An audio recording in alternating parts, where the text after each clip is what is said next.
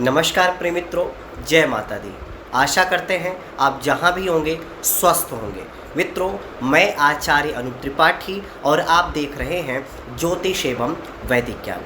नवरात्रि का महापर्व चल रहा है और महाअष्टमी में एक महा उपाय लेकर के मैं आपके सामने उपस्थित हुआ हूँ। और ये उपाय उन लोगों के लिए है जो आरोग्यता की तलाश में है, जो अपने भाग्य को प्रबल बनाना चाहते हैं। कई बार हम बहुत मेहनत करते हैं और मेहनत करने के बावजूद हमें फल नहीं मिलता है। हम जिस परिणाम की अभिलाषा से कार्य कर रहे होते हैं वो परिणाम हमें नहीं मिलता है। तो पता है क्या होता है?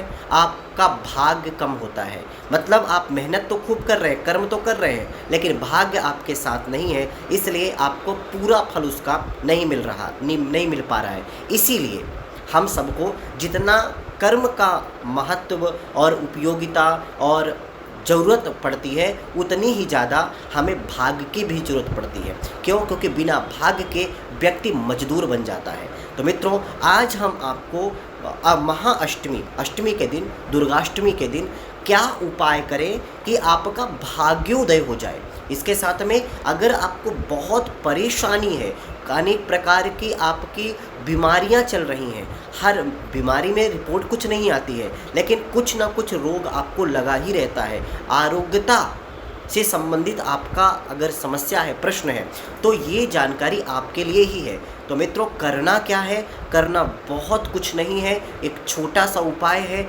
और उपाय भी बहुत ही सटीक है। तो आप इसको समझ लीजिए। सबसे पहले तो आपको गुंजा लेना है, 2 गुंजा लेना है, 2 जोड़े के सहित गुंजा लेना है। सुपारी जो है वो भी जोड़े के सहित लेना है और भोजपत्र भी लगभग 2 टुकड़े रखने हैं।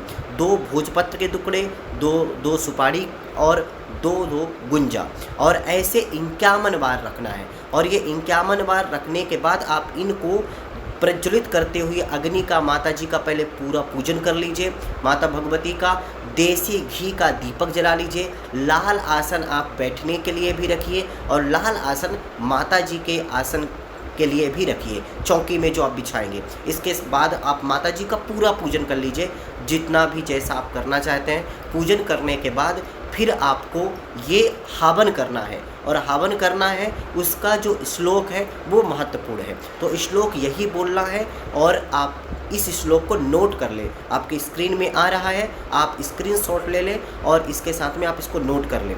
श्लोक है, देहि सौभाग्यम आरोग्यम, देहि में परमम सुखम, रूपम देहि जयम देहि, यशो देहि दुशो जहि, स्वाहा, ऐसा कहते हुए आपको आहुति छोड़ना है। और ये 51 बार छोड़ना है, और 51 बार में ही हर आहुति में 2-2 होना चाहिए। इसका आपको विशेष ख्याल रखना है। और ये 3 चीज़ें, गुंजा, सुपारी और भोजपत्र, ये होने चाहिए। मतलब एक आहुति में 6 नग रहेंगे, इस बात का आपको ध्यान रखना है। और जब आप हवन कर लेंगे, हवन करने के बाद फिर आप इसकी भस्म को रख लीजिए, और भस्म रखने के बाद प्रतिदिन स्नान करने के बाद 33 दिन तक लगातार आप अपने माथे पर चंदन लगाइए। और या कि जिसको समस्या है उसको चंदन लगाइए। और समस्या कौन सी? सिर्फ 2, भाग्य कमज़ोर है या बहुत बीमारी रहती है, बहुत ज़्यादा स्वास्थ्य खराब रहता है, तो सिर्फ ये 2 लोगों के लिए ही है। अगर आपको ये 2 समस्याएं हैं तो ये उपाय आपके लिए किसी चमत्कार से कम नहीं रहेगा। क्यों? क्योंकि जहाँ हमारा सामर्थ्य नहीं रहता, वहीं से माता भगवती का सामर्थ्य प्रारंभ होता है। तो इसलिए पूरे विश्वास, पूरी भक्ति, पूरी श्रद्धा के साथ याद रखिए, अष्टमी के दिन आपको ये महा उपाय प्रयोग करना है। तो आशा करते हैं आपको समझ में आया होगा। तो चलिए अभी के लिए इतना ही, आगे फिर उपस्थित होते हैं आपके सामने एक नई जानकारी के साथ। तब तक के लिए नमस्कार।